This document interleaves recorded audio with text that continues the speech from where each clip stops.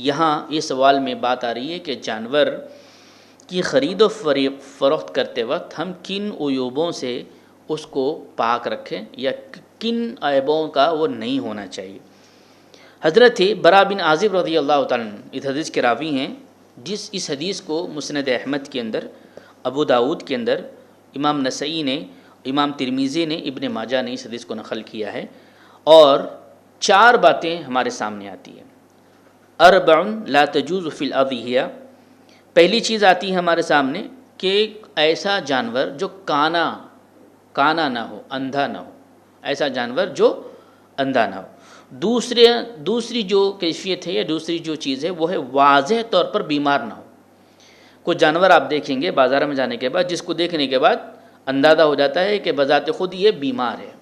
کچھ بیماری ایسی ہوتی ہے ظاہر نہیں ہوتی، اندرونی طور پر ہوتی ہے، لیکن ہماری آنکھیں اس کو پہچان نہیں سکتی، اس کا معاملہ الگ ہے، لیکن ظاہری طور پر جب بیماری واضح ہو رہی ہو تو ایسا جانور خریدنے سے اپنے آپ کو بچائیں۔ تیسری چیز ہے کہ لنگڑا نہ ہو۔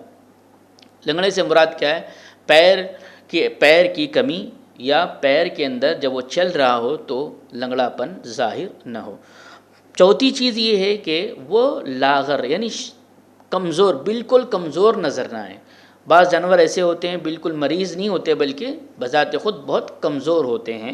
تو یہ 4 باتیں ایسے ہیں یا 4 عیوب ایسے ہیں جس سے ہمیں بچنا چاہیے۔ کانا نہ ہو، واضح طور پر بیمار نہ ہو، لنگڑا نہ ہو، اور اسی طرح وہ کمزور نہ ہو۔ اگر کوئی شخص جانور خرید لیتا ہے اور گھر لے آتا ہے یا کہیں رکھتا ہے، اب خریدی کے بعد اگر کوئی عیب پیدا ہو جائے تو کیا کریں؟ عام طور پر ہوتا ہے بازار سے ہم نے خریدا اور جانور کو لوڈ کر دیا، ان لوڈ ہونے سے پہلے معلوم ہوا کہ اس کو کچھ عیب آ گیا ہے، تو اس سلسلے میں بھی شریعت اسلام ہماری آگاہی کرتی ہے۔ حضرت عبداللہ بن زبیر رضی اللہ تعالیٰ حدیث کے راوی ہے، سنن کبریٰ للبیہقی کے اندر یہ حدیث آپ کو ملے گی، حدیث نمبر ہے 289۔ انہوں نے فرمایا کہ خریدی کے بعد اگر عیب پیدا ہو جائے تو قربانی کریں، عیب پہلے سے موجود ہو تو جانور کو بدلنے کی کوشش کریں۔ 2 باتیں اس میں آئی، جانور آپ نے خریدا، خریدتے وقت آپ نے دیکھا کہ وہ کانا نہیں ہے، واضح طور پہ بیمار نہیں ہے، لنگڑا نہیں ہے، کمزور نہیں ہے، آپ نے خرید لیا۔ گھر لانے کے بعد وہ کمزور ہو گیا یا کوئی بیماری اس کے اندر پیدا ہو گئی، تو ایسی صورت میں اس جانور کو بدلنے کی ضرورت نہیں ہے، اس کی قربانی کی جا سکتی ہے۔ لیکن گھر آنے کے بعد اس بات کا علم ہوا کہ پہلے ہی سے اس کی کیفیت ایسی تھی، کچھ حادثہ اس کے ساتھ درمیان میں نہیں آیا ہے، پہلے ہی سے خریدنے سے پہلے ہی اس کی کیفیت تھی، تو ایسی صورت میں اس کو بدلنے کا ہمیں حکم دیا گیا ہے، کیونکہ ایسے جانور کی قربانی قابل قبول نہیں ہوتی۔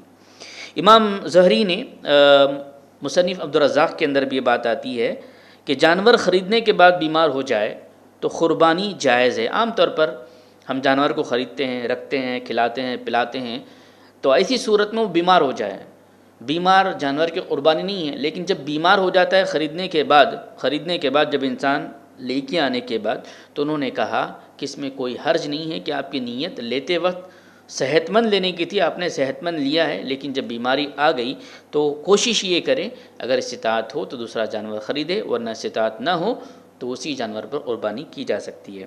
اسی طرح جانور ہم خریدتے ہیں، علم نہیں ہوتا ہے، بعض جانور حاملہ ہوتے ہیں، لانے کے بعد اس بات کا علم ہوتا ہے کہ وہ حاملہ ہے، اسی صورت میں کیا کریں گے؟ تو حاملہ جانور کی قربانی جائز ہے۔ اگر پہلے سے علم ہو جائے کہ یہ حاملہ ہے تو اجتناب کرنے کی کوشش کرنی چاہیے۔ جب ذبح کرنے کے بعد عام طور پر یہ بھی چیز ہوتی ہے کہ ذبح ہونے کے بعد پتہ چلتا ہے کہ یہ حاملہ تھی، اس سے بچہ نکلتا ہے، تو کوئی حرج نہیں ہے، وہ قربانی قابل قبول ہوگی۔